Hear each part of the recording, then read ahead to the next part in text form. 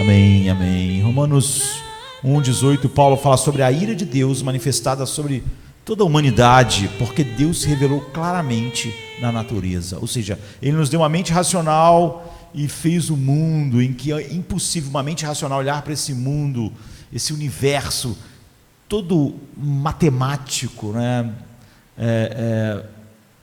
Esse universo cheio de sabedoria tal, que todos os homens são indesculpáveis ao não glorificarem e serem gratos ao Criador. Mas Paulo diz, eles suprimem a verdade de Deus. E esse suprimir não tem nada a ver com a falta de evidências claras, mas porque nós amamos coisas que isso contraria. Então, a luz veio ao mundo e os homens amaram as trevas. Então, isso coloca todos os homens debaixo da ira infinita de Deus. Mas há algo maior, porque Deus não colocou isso só fora de nós. Deus colocou, Paulo diz, isso também dentro de nós. E a nossa consciência, todos os mecanismos do homem, é uma tentativa de calar a nossa consciência. E o humanismo secular tenta fazer isso de várias formas. Todos os seres humanos sabem que esse mundo é um problema. Sabem que tudo o que existe é tentar resolver o problema dos homens. O problema na sociedade é o problema sem fim, o problema da delinquência, o problema da desonestidade, o problema da violência, o problema do egoísmo. Todo mundo, mesmo homens caídos, sabem que esse mundo é um mundo de problemas. A questão é que nós queremos identificar esse problema fora de nós. Então a gente fala que é o ambiente, né? A gente olha para a sociologia, a gente fala que é um problema econômico. A gente, quando encara o fato de que é um problema dentro de nós, aí a gente se torna terapêutico. A gente vê esses problemas dentro de nós como se fossem algo do qual nós temos que ser tratados, no qual de fato nós somos vítima. Então a psicologia nos ajuda. Todas essas coisas são uma maneira de você sufocar a verdade que a nossa consciência diz para todos nós. Então hoje você cada vez mais vê cristãos defendendo e justificando o fato de a pessoa ser cristã e não ter paz, ser cristã e não ter descanso, como se isso não fosse exatamente a contradição de tudo que Jesus diz que é, e tudo que o Evangelho é, e tudo que a salvação é. A gente acabou de falar no início do culto, a salvação é ter visto a luz, é ter visto a beleza, e é ter visto essa luz e beleza de maneira tal que os medos se vão, que a confiança, Deus se torna a fortaleza, Deus se torna a luz, Deus se torna a salvação. Então, em Filipenses capítulo 4, Paulo está falando sobre a paz que excede a todo entendimento, uma paz tão grande que a mente não pode dimensioná-la e explicar, ela excede ao entendimento humano. E aí ele diz que essa paz vai guardar nossas mentes e os nossos corações em Cristo. Mas o contexto disso, ele diz assim no versículo 8: quanto mais, irmãos, tudo o que é verdadeiro, tudo o que é honesto, tudo o que é justo, tudo o que é puro, tudo o que é amável, tudo o que é de boa fama, se há alguma virtude, se há algum louvor, nisto pensai. Ou que isto ocupe os vossos pensamentos. Esse é o contexto de que a paz reina. Você enche sua mente, você faz o oposto do que o homem faz, de suprimir. Então eu acho que a frase mais violentada da nossa geração é: eu tenho a minha consciência limpa. Nenhum pecador tem a consciência limpa. E ele sabe que não tem a consciência limpa. Todos os seres humanos sabem que não tem a consciência limpa. Todos os seres humanos, quando dizem isso, estão violentando, não é? Aquilo que eles sabem. Então nenhum pecado é mais destrutivo à consciência, essa coisa que nós tentamos calar, do que os pecados que estão estabelecidos no nível da nossa mente. Todo o humanismo secular, ele tenta estabelecer exatamente isso. Os pecados da mente, eles assaltam diretamente a nossa consciência. Mas o do pecado, eu diria que esse é o pecado. Os pecados no nível da mente são os piores pecados no seu resultado. Então olha para o nosso mundo, todo mundo sabe que esse mundo é horrível, mas esse mundo não, tudo que você pode ver não é nem, é uma pequena parte de quão horrível é esse mundo, porque a grande parte do mundo horrível que existe é dentro dos seres humanos, está na mente do homem, aquilo que a Bíblia chama de coração, porque o pecado da mente, ele assalta a consciência como nenhum outro, porque a única coisa, a consciência é o único impedimento para você pecar com a sua mente. Afinal de contas, ninguém sabe o que você pensa, ninguém sabe o que você imagina, não é? Se você não tem um temor muito grande a Deus, esses pecados sequer são admitidos como pecado. Você vê, nós damos nomes terapêuticos a ele. Isso é uma maneira de tentar calar a nossa consciência. 1 Coríntios 2:11 diz assim: porque qual dos homens sabe as coisas do homem, senão o seu próprio espírito que nele está? O que Paulo diz é o seguinte: o que conhece na verdade o homem é o seu espírito, ou seja, o seu coração. Nenhum outro ser humano conhece outro ser humano de fato, porque outro ser humano vê muito pouco do outro ser humano.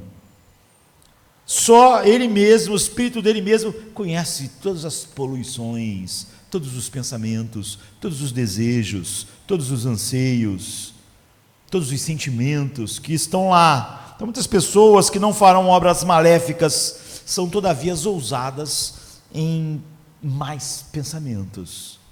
Por quê? Porque é óbvio, você vê, só o temor a Deus pode fazer ele enfrentar essa realidade. Um homem pode se abster de adultério, e muitos dos homens se abstêm de adultério, homens e mulheres, por muitas razões. Tem medo de ser pego, tem medo de ser visto nessa situação, tem medo de perder a sua família, tem medo de perder seus filhos, enfim. Mas ele pode facilmente se convencer de que ele pode nutrir fantasias obscenas, porque ninguém nunca vai saber. Ninguém nunca vai saber as fantasias obscenas na mente de alguém. Você vai dizer, o adultério externo, as pessoas vão saber, o cônjuge vai saber, os filhos vão saber, ele vai ter que pagar pensão, vai ter um monte de problemas, há um monte de freios, mas não há nenhum freio em pensamentos obscenos, a não ser o temor a Deus. E como isso não é o que caracteriza, então mesmo pessoas que se dizem nascidas de novo, às vezes toleram fantasias obscenas na sua mente, porque esses pecados que atacam diretamente a mente, você vê, eles revelam o que a pessoa é, mas não revelam para ninguém. É por isso que Paulo está dizendo, quem conhece o espírito do homem no seu próprio, o homem no seu próprio espírito, e Deus. Então eles são 1000 vezes mais maléficos do que todo o mal que você vê no mundo. O mal que está dentro dos homens, represado por N razões, é muito maior. A feiura da humanidade é muito maior do que a pior coisa que você vê acontecendo nas nossas ruas. E a Bíblia diz que o homem é tão culpado diante de Deus por cada um dos seus pensamentos, desejos, anseios, assim, do que quanto ele os pratica externamente. Então, quando você peca com a sua mente, você molesta diretamente a consciência, porque a consciência é a única coisa que era a barreira para aquele pecado. Você vê, outros pecados têm 1000 barreiras. Eu mato alguém, sou preso. Isso é uma barreira poderosa para mim não matar alguém. Mas sentir ódio de alguém não tem barreira. Não tem barreira, não há nenhuma consequência. Eu posso pensar as coisas piores de outro ser humano e só a minha consciência está sendo totalmente violada. Não é? E o que faz o ser humano, de certa forma, se sentir mais à vontade. Então, quando os seus pensamentos são impuros, imediatamente a sua consciência é impura. A consciência é impura, imediatamente um pensamento impuro é nutrido. Então, por isso, nada é mais característico ao não crente, e devia ser só ao não crente, mas não é, do que uma mente impura que é associada a uma consciência corrompida. É óbvio que, como eu estava dizendo, o humanismo secular, com a sociologia, com a psicologia, tenta exatamente corromper a consciência, dizendo que coisas que são de fato pecado são problemas terapêuticos que nós temos. Então você vê que Tito 1,15 diz assim: todas as coisas são puras para os puros, todavia para os impuros e descrentes, ímpios, nada é puro.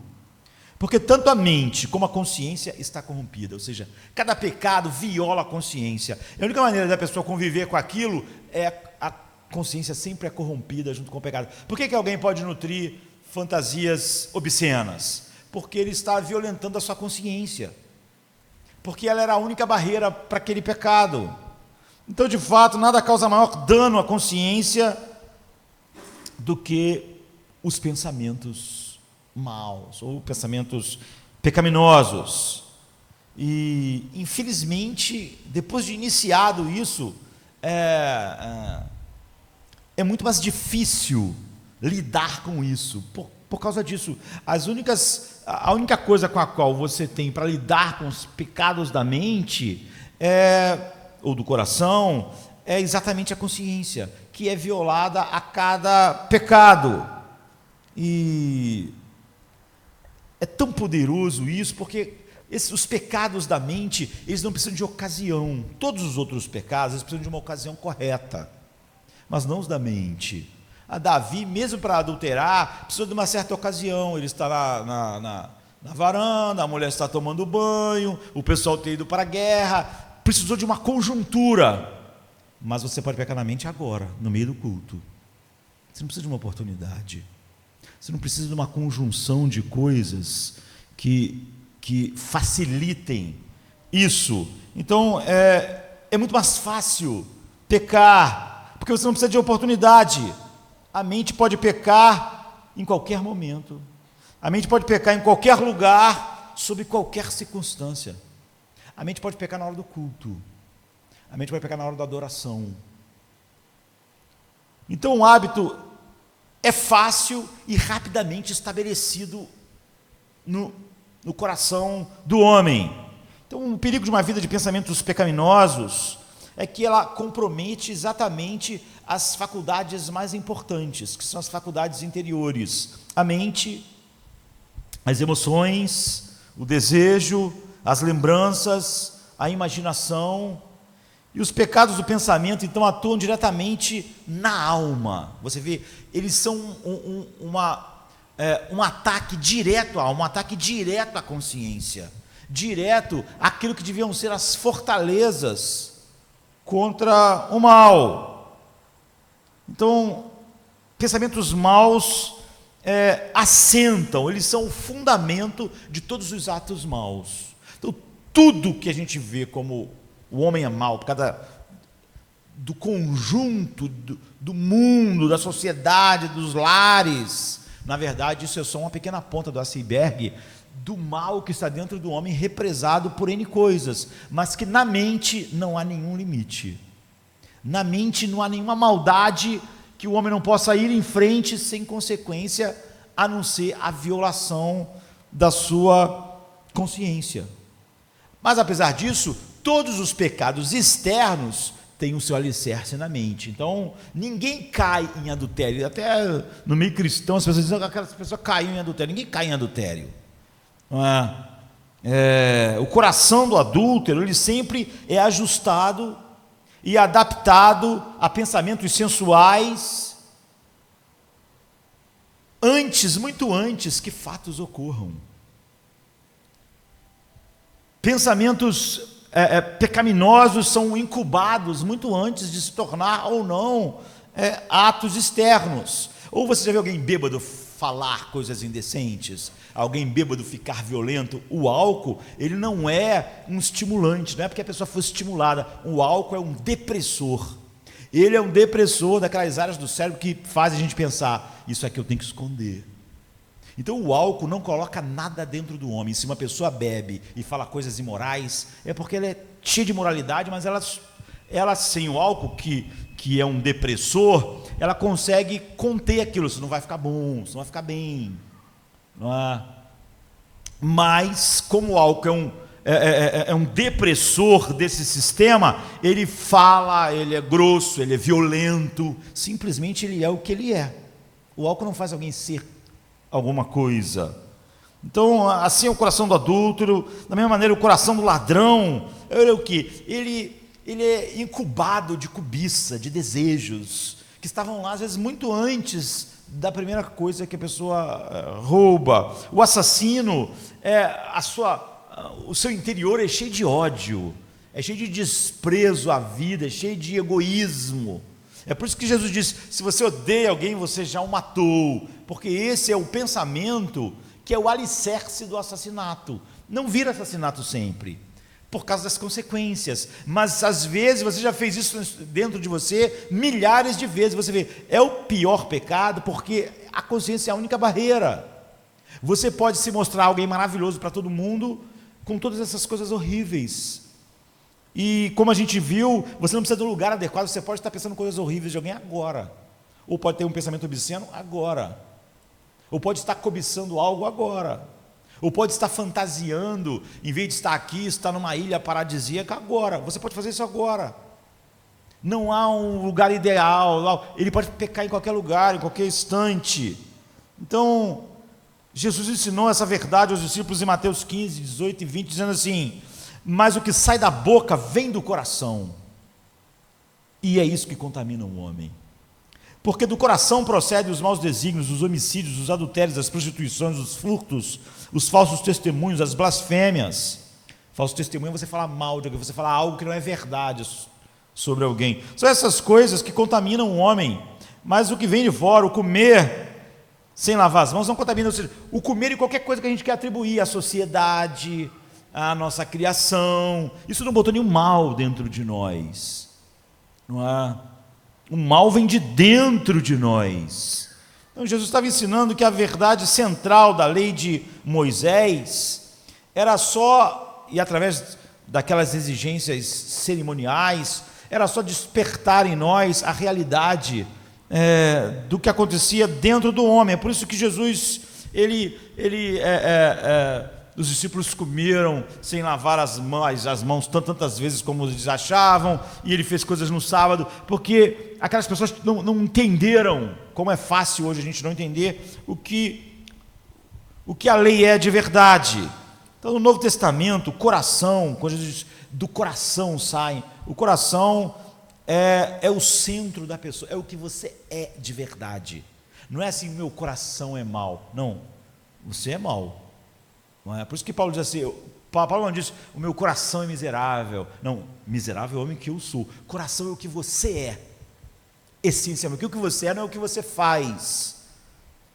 Como a única barreira entre todos esses pecados é a sua consciência, e como você esquece de que Deus é o público dos nossos pensamentos, é fácil você viver de uma forma que não expressa exatamente o que você é. Então a Bíblia diz que o homem, aquilo que o homem é no coração, a palavra coração então envolve o que você é, ela engloba, não é a sede dos sentimentos, como acaba ficando. A palavra coração, ela é a nossa mente, é a nossa imaginação, são as nossas emoções, é a nossa consciência, é a nossa vontade. Na Bíblia, frequentemente, o coração é usado como sinônimo de mente, a nossa mente. Então, nesse verso que a gente leu aqui, que Cristo diz, a Bíblia diz que tudo flui daquilo que a gente é de verdade. Todos os maus desígnios, e repetidas vezes Cristo censurou os fariseus, porque eles eram ninguém via neles algo ruim. Eles eram pessoas exemplares. Eles eram pessoas realmente que as pessoas iam saber que eles viviam uma vida de oração, e de leitura da palavra, e de estudo, e uma vida externa impecável, e eles estavam totalmente preocupados com exatamente isso, em viver assim, em fazer essas coisas, mas eles toleravam em seus corações tudo aquilo que é o oposto do que Deus é. Então, é óbvio que eles viviam tranquilos, porque quem podia saber? A gente costuma criticar os fariseus e achar eles pessoas horríveis, mas eles são o padrão e não a exceção.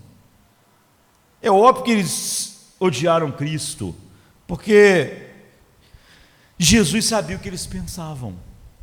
Talvez a gente pode criticar eles, mas se Jesus vivesse no nosso meio toda hora falando: eu sei que você pensou ontem, você hoje de manhã fez isso, pensou isso, você está aqui cantando com a mão para cima, você é um sepulcro caiado, porque eu estou vendo um monte de imundice dentro de você. Talvez você não achasse Jesus tão doce. Talvez a sua crítica aos fariseus, porque os fariseus viviam uma vida impecável, e eles sabiam que ninguém nunca ia saber como eles eram, e Deus, tanto quanto naquele dia, sabe tudo que está dentro do homem, mas Deus não está aqui como um homem falando isso. Deus só está falando internamente em nossas consciências. Então a gente pode simplesmente ignorá-lo. Mas se Deus tivesse encarnado como um homem aqui nessa manhã, falando essas coisas diretamente para nós, você não tem como ignorá-lo. Então você vê, quando você critica o fariseu porque Jesus dizia que dentro dele tinha sujeira, mas se Jesus estivesse aqui como um homem falando assim: olha, eu sei, você está aqui fazendo isso, mas ontem você pensou isso, você teve pensamentos imorais, você sentiu ódio, você sentiu raiva, você não confessou isso, você alimentou, você justificou, você é hipócrita. Todo mundo ia ter as reações que eles tiveram, porque a vida deles, nunca ninguém ia descobrir, a não ser que aparecesse Jesus. Como nunca ninguém vai saber o que está dentro dos homens, a não ser no dia que Deus revelar isso, que é o que ele diz que vai fazer. Então Jesus comparou eles a sepulcros, mas porque Jesus sabia o que eles pensavam. Ninguém podia concordar com Jesus olhando para a vida deles. Então Jesus diz assim em Mateus 23, 25, 28: ai de vós, escribas e fariseus hipócritas, porque vocês limpam o exterior do copo, mas a vida de vocês é íntegra, e do prato, mas estes por dentro estão cheios de sujeira e intemperança, pensamentos impuros, ódio, fofoca, ou seja, pensamento mal de outras pessoas, pensamentos sensuais, estão cheios de adultério. Dentro de vocês há todas essas coisas. Fariseu cego, limpa primeiro o interior do copo, para que também o exterior fique limpo. Jesus não está dizendo que o exterior pode ser sujo, como algumas pessoas dizem: não adianta ter o exterior. Não, ele está dizendo o seguinte: o exterior deve refletir. Se uma pessoa não adultera, ela não deve adulterar em sua mente. Se uma pessoa não se mostra ambiciosa, ela não deve ser ambiciosa em sua mente. Se uma pessoa consegue se conter para não falar mal de alguém, ela não deve pensar mal da pessoa na mente. O que ele está dizendo é isso. Ai de vós, escribas e fariseus hipócritas, porque vocês são semelhantes a sepulcros caiados, que por fora se mostram belos, mas interiormente vocês estão cheios de ossos, de mortos e de toda a imundícia. Assim também vós exteriormente pareceis justos aos homens, mas por dentro estáis cheios de hipocrisia e iniquidade. Você, Jesus seria um problema em qualquer época, porque ele seria o único homem entre nós que ia olhar dentro de nós. Paulo disse assim: quem conhece o homem, se não só o seu espírito que está nele? Só. E Deus. O problema é que no caso dos fariseus, Deus estava lá como uma pessoa, como um homem, junto com eles, e estava contando o que acontecia com eles, e que ninguém via. Então o ensino dos fariseus havia inculcado na mente das pessoas que eles deviam se esforçar para viver essa vida correta, mas eles não tocavam nos desejos, não tocavam nos pecados piores, porque atacam diretamente apenas a consciência do homem. E foi exatamente por isso que nosso Senhor priorizou isso no Sermão do Monte. Ele diz: ouviste o que foi dito aos antigos: não matarás, e quem matar estará sujeito a julgamento. Eu, porém, vos digo que todo aquele que, sem razão justa, se ira contra o seu irmão, está sujeito ao julgamento de Deus, é igual. E quem proferir um insulto ao seu irmão estará sujeito a julgamento do tribunal. E quem lhe chamar tolo, e ele começa a falar a respeito disso no Sermão do Monte. Porque o que deveria acontecer em nossa mente e coração, o exterior está refletido o que está dentro de nós.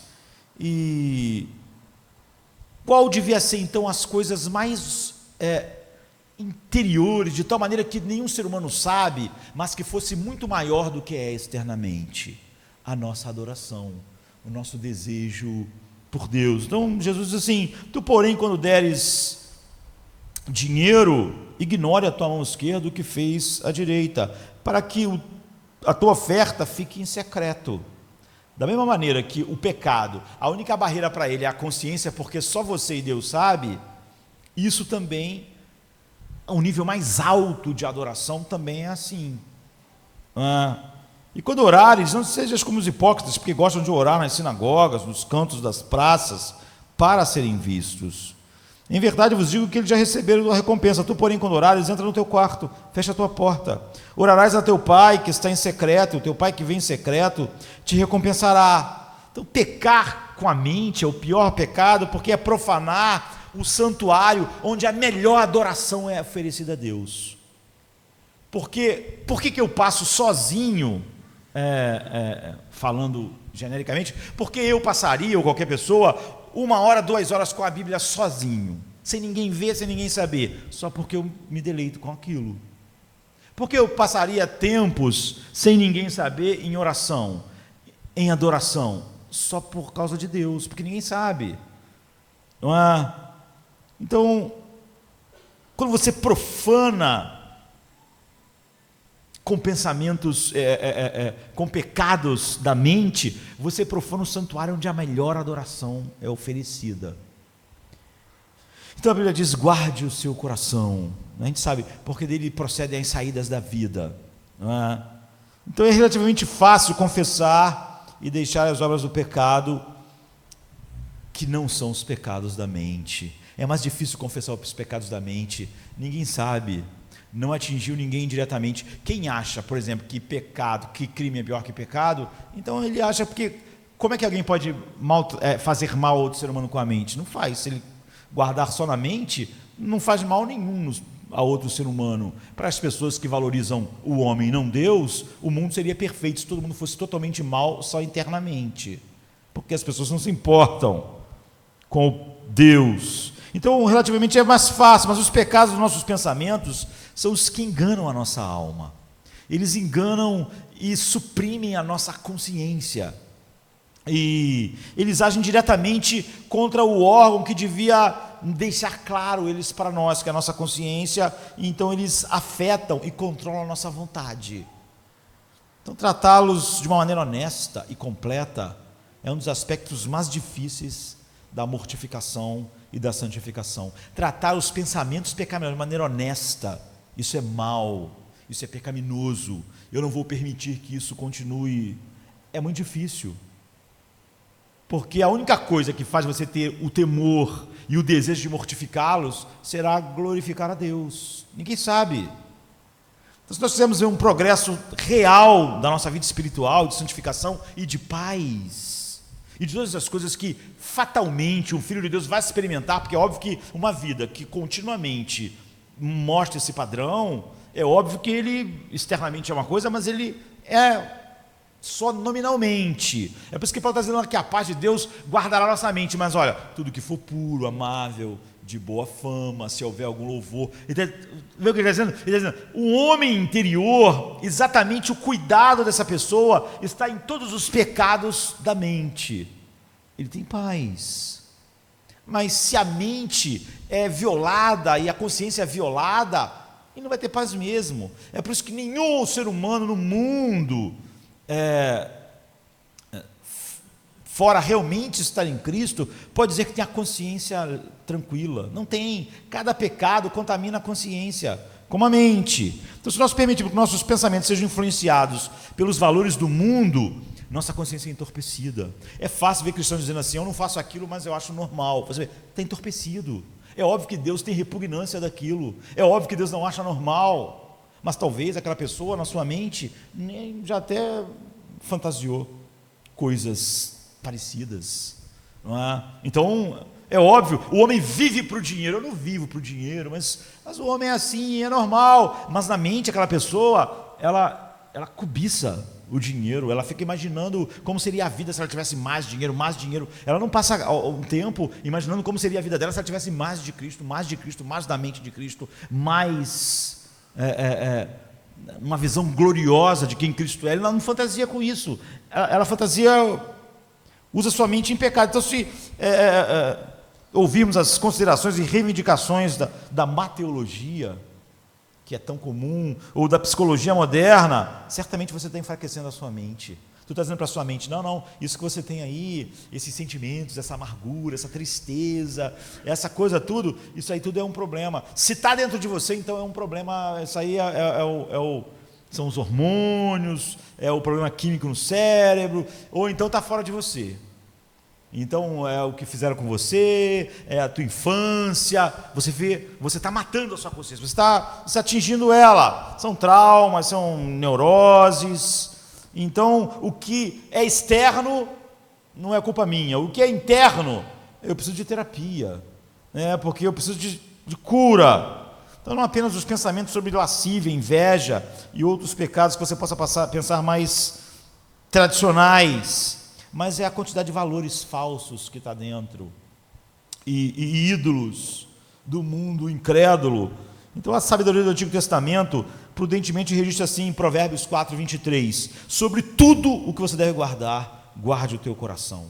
Tudo é a coisa mais importante, é a sua mente, é o que ocupa a sua mente, o que ocupa os seus desejos, é o que ocupa a sua imaginação. Essa é a coisa mais importante. Você vê, quando ela vai falar sobre tudo que você deve guardar, guarde o coração, que é a mente, emoção, consciência.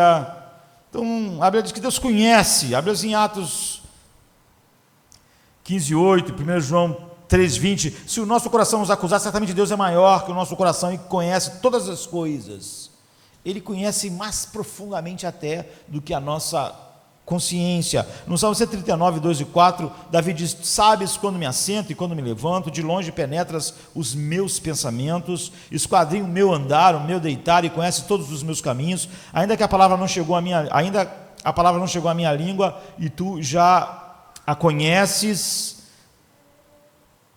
Então, por que a gente se sente livre em nutrir e em pecar com a mente e no coração, com a nossa imaginação, pecados que a gente nunca cometeria na frente de outros seres humanos? É óbvio que há uma brutal insensibilidade para com Deus. Por isso que os pecados da mente são tão fatais assim, porque eles mostram um estado horrível interior. Como eu disse, o problema era exatamente que Jesus expunha isso em pessoas que conviviam com ele. Então, se Jesus fizesse a mesma coisa hoje, como um homem no nosso meio, o ódio seria expresso da mesma maneira, porque a tendência do coração que está nutrindo aqueles pecados, que ele não os comete externamente, por essas várias contenções, é exatamente a alegria deles serem secretos, deles ficarem escondidos. Então o Salmo 44:21 diz, porventura não o teria atinado Deus, Ele que conhece os segredos do coração? Você está entorpecido com a ideia de que Deus é o público dos seus pensamentos. Jesus disse, vós sois o que vos justificais a vós mesmos diante dos homens, mas Deus conhece os vossos corações, pois aquilo que é levado entre o homem é abominação diante de Deus. Lucas 16:15. Então, o que Jesus está dizendo é o seguinte, o que você faz à vista de Deus não é infinitamente mais importante do que você faz na frente dos homens. Então os teus cuidados com todos os pecados do coração, da mente, não deviam ser maiores, já que você sabe, que Deus conhece. Além disso, os pensamentos do nosso coração são um verdadeiro teste de tornassol do que você é. Provérbio 23:7 diz assim, porque como o homem imagina no seu coração, assim ele é. Como o homem imagina na alma, ele é o que os seus pensamentos são, o que o seu coração é o que ele é, ele não é o que ele faz. Provérbios 6:12 e 14 diz, o homem de Belial, o homem vil, é que anda com a perversidade na boca, acena com os olhos, arranha com os pés e faz sinais com os dedos. No seu coração há perversidade. É por isso que essas coisas, todo o tempo ele maquina o mal, anda semeando contendas. Então você quer realmente saber quem você é? Avalie os seus pensamentos da última semana, avalie os seus desejos, suas imaginações, seus sonhos. É isso que você é. Então diz assim, como na água o rosto corresponde ao rosto, ou seja, ele está falando da água como um espelho. Como na água o rosto corresponde ao rosto, você olha na água, naqueles dias, e você vê o seu rosto exatamente como ele é, assim o coração do homem é um homem. Ou seja, o homem corresponde ao seu coração. O homem é o que o seu coração é. O comportamento exterior não é o espelho de quem você é. O que você faz não é o espelho de quem você é. E os pensamentos do nosso coração é que revelam a verdade sobre nós. Então, os consoladores de Jó, eles acusaram ele de possuir pensamentos impuros. Como ele tinha a vida totalmente íntegra, eles falaram, a única coisa que eu não posso imaginar é que Jó, interiormente, ele é totalmente sensível. E Zofar, ele fala algo que é puramente verdade, ele só estava aplicando a pessoa errada. Mas Zofar diz assim em Jó 20, 12 e 13, ainda que o mal lhe seja doce na boca, e ele o esconda debaixo da língua, e o saboreie, e não o deixe, antes retenha no seu paladar. O quadro que Zofar pinta é de alguém que tem pensamentos maldosos, pecaminosos, imaginações, e ele brinca isso como uma criança brinca, ou nós, adultos, com uma bala na boca, sente o gosto, bota para o lado da língua, bota para o outro lado da língua. Ele diz, a pessoa está se deliciando com esses pensamentos, e esses pensamentos são doces para eles, eles gostam de saborear esses pensamentos sem que ninguém saiba, ele sabe que ninguém sabe, então ele saboreia suas fantasias maldosas, suas fantasias pecaminosas, é como um açúcar debaixo da língua. Porém Zofar julgou mal Jó, ele está descrevendo exatamente o que o homem é, mas ele julgou mal Jó, porque você vê que Jó, ele tinha exatamente a preocupação com quem ele era interiormente. Ele diz assim em Jó 31, 11, fiz uma aliança com os meus olhos, como eu, pois, colocaria ele sobre uma virgem? Ou seja, eu fiz uma aliança de ser puro, eu tenho um compromisso interno com a santidade. Como é que eu ia olhar uma outra mulher com desejos pecaminosos? Não iria. Você vê, o cuidado dele sempre é esse. Ele sabia que Deus conhecia os seus pensamentos. Por exemplo, no verso 4 e 6 ele diz, ou não vê Deus os meus caminhos, e não conta todos os meus passos? Se andei em falsidade, se o meu pé se apressou para o engano, pesa-me Deus em balanças fiéis, e conhecerá a minha integridade. Então Jó negou no versículo 7 que o seu coração tivesse seguido os seus olhos. Ele disse que era o contrário, que os olhos dele seguiam o seu coração, que tinha feito um pacto de ser um homem íntegro. Ele negou que seu coração estivesse seduzido por exemplo, por qualquer outra mulher, verso 9. E ele diz no versículo 11, pois seria um crime hediondo, delito a punição de juízo. Ele reconheceu que todos os pensamentos internos mereciam a punição final de Deus. Encobrir a iniquidade no pensamento, ele disse, seria uma transgressão como a de Adão, no verso 23. Ele diz, não há nenhuma diferença entre o mal dentro e o mal externo. Então, certamente Jó, ele era consciente dos perigos, do pecado, do pensamento, de tal maneira ele era assim, que Jó se preocupava com o que pais se preocupam um pouco. A Bíblia diz que Jó, ele pensava, será que algum dos meus filhos tem desonrado a Deus em seus pensamentos? E isso preocupava Jó, de tal maneira que ele diz assim, no 1:5, descorrido o turno de dias dos seus banquetes, das suas festas, chamava Jó os seus filhos e os santificava, levantava-se de madrugada e oferecia holocausto segundo o número de todos os seus filhos, pois ele dizia, os filhos dele estavam vivendo uma vida correta, os filhos de Jó estavam vivendo uma vida como seu pai os criou para viver, mas Jó oferecia o sacrifício e dizia, talvez tenham pecado os meus filhos contra Deus em seus corações. Assim o fazia Jó continuamente. Ele estava sempre preocupado, será que meus filhos, não é se meus filhos estavam fazendo coisas erradas, ele tinha tomado, criado e tomado providências a respeito disso, mas ele tinha um temor, será, talvez eles tenham pecado internamente, talvez internamente estejam não honrando Deus. Então você vê, esse cuidado de Jó com o coração, aquilo que o provérbio diz, sobre tudo que você deve guardar, guarde o seu coração. Jó era alguém assim, e é por isso, certamente, que Deus disse de Jó, da sua geração, algo assim no versículo 8, 1:8, porque ninguém é na terra semelhante a ele, O Senhor disse a Satanás: ele é um homem íntegro e reto, temente a Deus e que se desvia do mal. Porque você vai ver sempre em Jó uma preocupação com aquilo que é interno, com o coração, com a mente, mesmo dos seus filhos. Será que eles pecaram com a sua mente contra Deus? Será que eles desonraram Deus no coração? Vou oferecer um sacrifício, porque se desonraram, são culpados. São tão culpados quanto Adão era culpado. Então eu tenho que oferecer um sacrifício. Eu diria que Jó é o extremo oposto de um fariseu. Jó tinha uma preocupação aguda com o interior. Então Jó entendeu que os fariseus estupidamente se recusavam a ver que nenhum mal interior é menor, mas maior do que os exteriores. E eles, na verdade, são alicerce do exterior. Então, a lascívia em si é pecaminosa.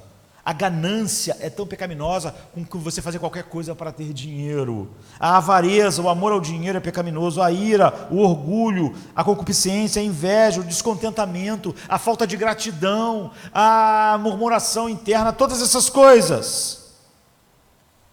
O ódio, todo o mal no pensamento são só... todo mundo horrível que você vê à nossa volta são só a pontinha do iceberg daquilo que o homem deixou sair do seu coração, mas a maior parte da maldade humana está dentro dos corações dos homens. Nunca saíram de lá. Lá é o lugar horrível. E encobrir tais pensamentos no coração é agradar-se dele. Justificá-lo é se deleitar nele. Por isso que o Zofar disse: é como brincar com a bala na boca. É o doce aqui, o doce ali, sentir em vários lugares da língua o seu sabor. Então, no mínimo, para a gente terminar nos últimos 15 minutos que a gente tem, 16, 17, há 3 maneiras de você pecar com a mente, né? Lembrando, planejando e imaginando. Então, há os pecados da lembrança, uma maneira de sentir prazer. Toda vez que você sente prazer numa lembrança de um pecado passado, você está pecando. Você está pecando de novo. Quando você lembra como era divertido roubar a manga da casa, quando você tinha 10 anos, isso é pecado de novo. Você sempre que você lembra de algo pecaminoso, com prazer, ou achando de alguma maneira bom, como a bala, você está pecando de novo. Essa é uma das maneiras que você peca com a mente. É a lembrança. Toda vez que você traz a lembrança sombria de um pecado antigo, a mente, você torna a cometê-lo. Então, alguém que está totalmente arrependido de um pecado pode, no futuro, sentir prazer com aquele pecado. E essa é a falsidade do coração. É por isso que esse compromisso de Jó é verdadeiro um compromisso de alguém que realmente honra a Deus. Você vê, a única barreira entre esse pecado e Jó é a consciência. Ninguém sabe.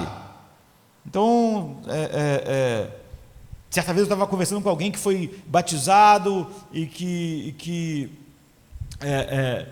no passado viveu uma vida de práticas homossexuais. Então agora a sua vida mudou, seu círculo de amigos mudaram e a sua vida o estilo de vida tinha mudado tanto quanto possível, mas depois de tempos ele admitiu que enfrentava em sua própria mente uma batalha com todas as lembranças da vida que ele levou. Então ele havia se divertido ou se deleitado com muitos tipos de relações sexuais que desonram Deus, e aquelas lembranças estavam tão incrustadas em sua mente que não era difícil elas voltarem, e quando voltassem, não serem sentidas como Deus as sente. Ou seja, uma das estratégias de Satanás, então, é trazer as lembranças de volta para que a gente reaja às lembranças como nós reagimos no ato. E se isso acontece, nós pecamos novamente, tanto quanto praticamos o ato. Então, todos os seus sentidos são estimulados pela lembrança. E esse é um problema da nossa capacidade de lembrança.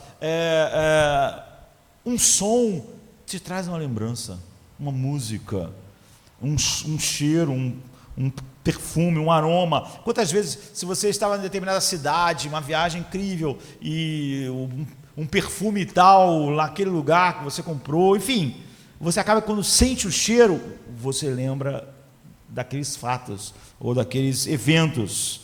E é verdade que todos nós sabemos como isso funciona. Então, é fácil os pecados retornarem à nossa mente. Como adulto, ainda podemos nos lembrar facilmente dos pecados da juventude, mas podemos lembrar deles de uma maneira que são pecados contra Deus. Por isso, por exemplo, Davi diz assim no Salmo 25:7: não te lembre dos meus pecados da mocidade, nem das minhas transgressões. Você vê, Davi lembrava, mas a gente sabe que na Bíblia lembrar é algo mais, é ter a mesma reação, isso é que é lembrar. Não te esqueça dos seus benefícios. É quando eu penso, sentir o amor que eu tenho por Deus, trazer de novo, como quando você vê alguém que supostamente você odiasse, um ano depois, você vê a pessoa, você lembra, não porque eu lembro, essa pessoa me feriu, você sente de novo a raiva, você atravessa de lado da rua. Davi quer estar comprometido a não ter lembranças da sua juventude assim, e está dizendo a Deus, não te lembre, ou seja, não tenha o mesmo sentimento, quando tu olhas para aquilo, e Deus diz que não se lembra nesse sentido, porque Ele colocou a ira sobre o seu filho, mas nós também temos que ser igual, não é? Então não pense que esse problema é exclusivo de pecados sexuais. Algumas pessoas gostam de reviver as lembranças em que elas ficaram iradas com alguém, em que elas se vingaram, em que elas disseram uns desaforos muito benditos. Cada vez que ela lembra disso, assim, ela peca de novo. Ela peca de novo com a sua mente. É óbvio que a única barreira para isso é a sua consciência. Ela se lembra com prazer, como ela obteve sucesso fazendo coisas que deixaram outras pessoas para trás de uma maneira que não glorifica Deus. Todo tipo de lembranças tentadoras se fixam em nós. É por isso que trazer à memória um pecado passado, sentindo determinado prazer naquela lembrança, é particularmente uma forma abominável de pecado. De tal maneira que Ezequiel 23, Israel é comparado a uma prostituta chamada Olibá, e a acusação não era que Israel estava fazendo coisas, mas que ele se deleitava na lembrança do que tinha feito. Então ele diz assim, ela, que é comparada a Israel, que é a prostituta, todavia multiplicou as suas impudicícias, lembrando-se dos dias da sua mocidade, quando se prostituía na terra do Egito. Ou seja, ela aumenta e traz abominação, porque ela lembra, agora ela já está de idade, mas ela lembra quando ela era jovem e prostituta, ela lembra daquilo com prazer.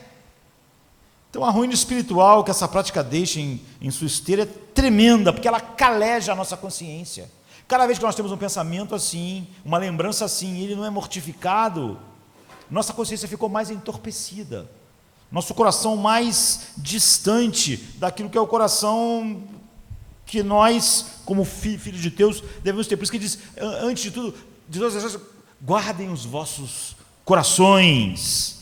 Então eu já falei com diversas pessoas durante esses anos que tiveram uma vida de adultério antes de se converterem e se casaram, mas que têm dificuldades, porque lutam constantemente contra os seus pensamentos. É óbvio que você vê, quando uma pessoa tem determinada prática em sua vida, ela criou um novo nível de problemas para o resto da vida. É óbvio que se eu não cometi determinadas coisas, eu não tenho como aqueles pecados serem pecados de lembrança na minha vida, porque eles não estavam lá. Mas aquela pessoa acumulou em sua mente lembranças que a qualquer momento, a qualquer instante, em qualquer lugar, podem se tornar pecados novamente. Então aqueles relacionamentos adúlteros, eles às vezes estavam lá, mesmo quando o homem estava com a sua esposa, ou a esposa com o seu esposo. Você vê, é isso, Satanás trará todo o lixo do passado e vai tentar arrastar você, ou seja, tu ter os sentimentos opostos ao que a santidade deve ter em relação àquilo. E isso é exatamente a razão porque a pornografia é espiritualmente tão destrutiva. Não é só na hora que a pessoa consome a pornografia, nunca mais a pornografia vai sair da mente daquela pessoa, nunca mais. Aquilo sempre será uma fonte potencial de pecado em qualquer lugar, em qualquer instante, a qualquer momento. Mas não é somente a pornografia, é tudo que a gente vê que incute em nós valores que são opostos àquilo que Paulo está dizendo, tudo que é puro, amável, de boa fama, se houver algum louvor. Isso você pode ter em quê? Você pode ter em TV, em talk show, aquilo está colocando valores na sua mente, que depois esses valores se embrenham na sua mente, ficam na sua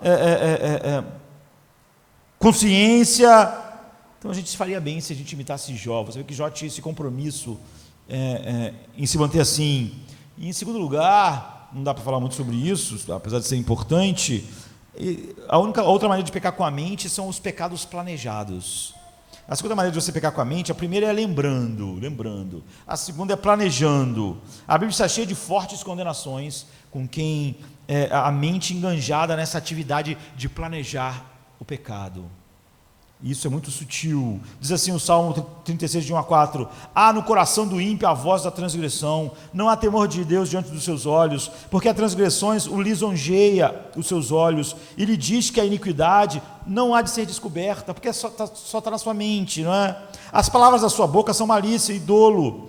Abjurou o discernimento e a prática do bem, a sua mente foi violentada. No seu leito ele maquina a perversidade, ou seja, no leito ele pensa, amanhã eu vou falar aquilo, amanhã eu vou fazer isso, amanhã ele maquina o pecado, ele pensa, ele planeja o pecado. E, por exemplo, no Salmo 64, 2 a 7 diz: esconda-me da conspiração dos malfeitores, ou seja, os malfeitores estão sempre pensando em praticar coisas, e ele vai falar exatamente sobre isso. No Provérbios 12, 2 diz: o homem do bem alcança o favor do Senhor, mas o homem de perversos desígnios, ou seja, que pensa em pecar, ou seja, que planeja pecar, amanhã eu vou fazer isso, amanhã eu vou dizer aquilo, amanhã eu vou fazer isso, ou seja, é o pecado que minha mente planeja praticar. E Provérbios 12, 20a diz: a fraude no coração dos que maquinam o mal. 14, 22 diz: acaso não erram os que maquinam o mal? Por amor e fidelidade haverá, mais amor e fidelidade haverá para os que planejam o bem.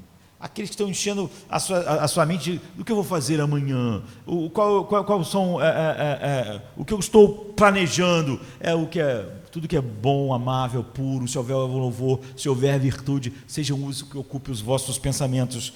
Ou então, Provérbios 15, 26, abomináveis são para o Senhor os desígnios, os planos pecaminosos. E você vai ver isso em Provérbios 6, 16, 18, Provérbios 24, 1 e 2, Provérbios 24, 8 a 6, Isaías 32, 6 a 8. Então, algumas pessoas amam sonhar com o pecado que vão cometer e com o mal que anseiam fazer.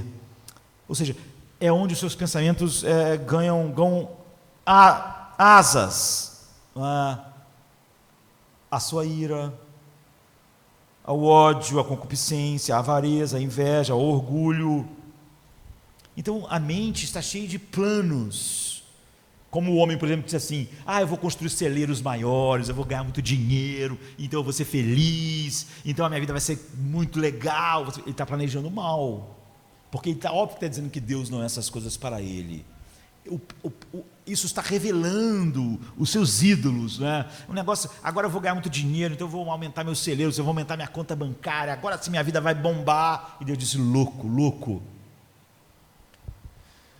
Mas os cristãos podem criar esse hábito, não é? Por isso Paulo, ele previne isso, diz assim em Romanos 13, 14: mas revestivos do Senhor Jesus Cristo, e não disponhais nada para a carne no tocante à concupiscência. Quando ele diz não disponhar nada para a carne, ele está dizendo isso: não planejem em suas mentes coisas que não estão de acordo com o coração de Deus, porque vocês estão dispondo para a carne. Não devemos fazer planos que que alimentam desejos carnais, não desejos espirituais. E por último, nos últimos 5 minutos, você pega com a mente, então, lembrando, planejando e imaginando. Então, esse é o terceiro tipo, é puramente o pecado imaginário. E é isso que Jesus se referia quando ele disse: eu, porém, vos digo, qualquer que olhar para uma mulher com intenção impura no coração, já adulterou com ela. Hoje em dia, eu preguei 2 sermões a respeito disso. As pessoas começaram a dizer que se você tem desejos homossexuais, mas que não concretiza, isso não é pecado, é só tentação, mas não é verdade. Desejar algo pecaminoso é pecado. A atração que o homem sente por uma mulher não é pecado, porque a consumação disso não é pecado dentro dos limites que Deus estabeleceu, dentro do casamento. Mas a atração homossexual é pecado, ela não tem como ser consumada para a glória de Deus. Portanto, o próprio desejo é pecaminoso. E quem diz que alguém pode nutrir essa atração sem ver como um pecado que deve ser confessado e mortificado, desconhece tudo que a Bíblia diz a respeito de pecado. Aqui, Deus está falando sobre um homem e uma mulher. Um homem sentir atração por uma mulher, dentro daquilo que Deus estabeleceu, não é pecado. Mas você vê, se a imaginação funcionar, é pecado. Ou seja, se ele, em sua mente, começa a imaginar, ele ultrapassou o limite, mesmo dentro daquela relação que Deus criou, que pode ser consumada para a sua glória, pecado. Então, imaginação é uma forma de você pecar com a mente, e isso é fácil ser estabelecido como um padrão, e você pode dizer, mas esse padrão é extremamente alto, mas isso é que Deus quer mostrar como seu coração deve ser. Todo pecado de imaginação ofende a sua consciência, ele é mais terrível, porque ele te dá a sensação de que não tem problema, só está na sua mente. E a única barreira para ele é o seu amor a Deus. Então isso viola a sua mente, e o seu amor a Deus não é como devia ser, não é verdade? Porque como é só isso que é violado e não há nenhuma consequência imediata, você vai. Então as pessoas fantasiam os pecados que elas desejam cometer, mesmo que elas nunca cometam. Então elas imaginam ter a sua paixão preferida realizada, e imagina que você vai fazer ela feliz, como o cara, vou ter muito dinheiro, eu vou ganhar dinheiro, eu vou ter uma vidão, é pecado. O cara não está fazendo nada, é a imaginação. Ou então ele imagina em como se vingar de alguém, ou ferir alguém que ele detesta, de alguma maneira, não fisicamente, de qualquer maneira.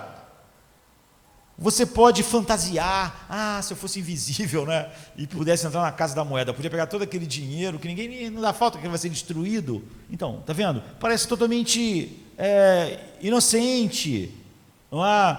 E você... Então, muitos pecados imaginários, abomináveis a Deus, como ele mostra,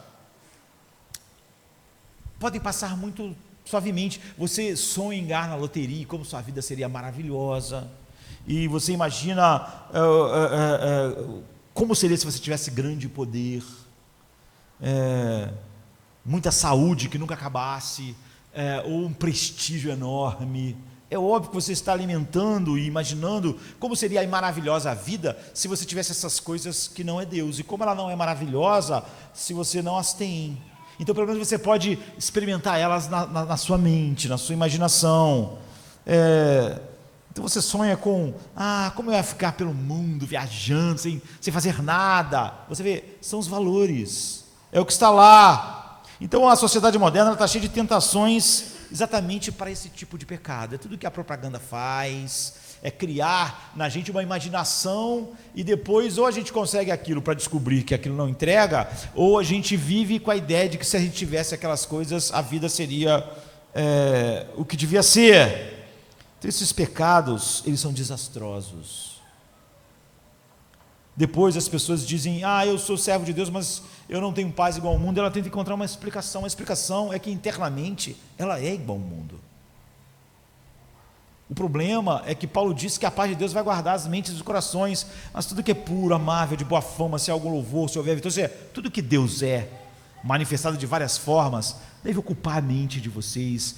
O planejamento de vocês, a imaginação de vocês e a lembrança de tudo que é ruim, de tudo que foi pecaminoso, deve ser lembrada à luz do que Deus é. Portanto, você vai ver aquilo de uma maneira ruim e não lembrar daquilo com prazer, com deleite. Então, todo pensamento que não honra a Deus, não exalta a Cristo e não representa uma submissão e uma satisfação em Deus, é pecado.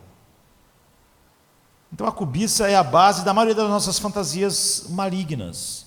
É por isso que a cobiça é proibida mesmo nos 10 mandamentos. E a cobiça é só um pecado da mente. Desejar, sonhar, querer, achando que aquilo vai mudar a nossa vida. Então não ousemos pensar que esses pecados são menores. Esses são os mais destrutivos. Eles atacam diretamente a nossa mente, e a única barreira para esses pecados é o amor a Deus, é o deleite em Cristo, porque ninguém vai saber, nunca. Eles nunca vão ser um problema para nós, e ele abre a porta para as verdadeiras obras do pecado. E Ralph Winning, um grande puritano, escreveu em 1669: as obras malignas são descendentes e filhas dos nossos pensamentos. Os ramos e os frutos que brotam dessa raiz. Os pensamentos são filhos da alma. As palavras, os atos são apenas os irmãos mais novos. São o óleo que alimenta e mantém o pavio, que de outra maneira se extinguiria. Os pecados desta vida recebem a sua seiva, a sua nutrição dos pecados da mente. Tiago fala como se nosso pensamento fosse o ventre e o útero de todo pecado concebido, Tiago 1,15. Como Jó amaldiçoou o dia do seu nascimento, o útero que o gerou, nós então deveríamos amaldiçoar o pecado ainda no útero que o gerou, a nossa mente, deitando o machado na raiz da árvore. Então nós podíamos agora falar como lidar mais profundo e biblicamente com esses pecados. Nosso tempo acabou. Você vê, quando a Bíblia fala sobre um coração em paz, é em paz em Deus, é a paz que Deus produz, mas ela está ligada intimamente com a nossa vida interior. Se a nossa vida interior não tem nada e nenhuma relação verdadeira com essas verdades, alguém vai dizer, aquele cara é cristão, ele é tão miserável quanto o mundo. É óbvio que é óbvio que é. Mas Paulo disse que a paz de Deus guarda as nossas mentes, e quando há a verdadeira santificação, nós estamos preocupados primordialmente com nossos corações, que se é o que? Mente, vontade, emoções. Então Paulo diz, quanto ao mais, irmãos, tudo que é verdadeiro, tudo que é honesto, tudo que é justo, tudo que é puro, tudo que é amável, tudo que é de boa fama, se há alguma virtude e se há algum louvor, nisto pensai, que essas coisas ocupem os vossos pensamentos. Esse é o segredo dos filhos de Deus, é o segredo da mortificação, é o segredo da santificação. Pai, obrigado por esta manhã. Agora, quando vamos nos deleitar nas suas promessas,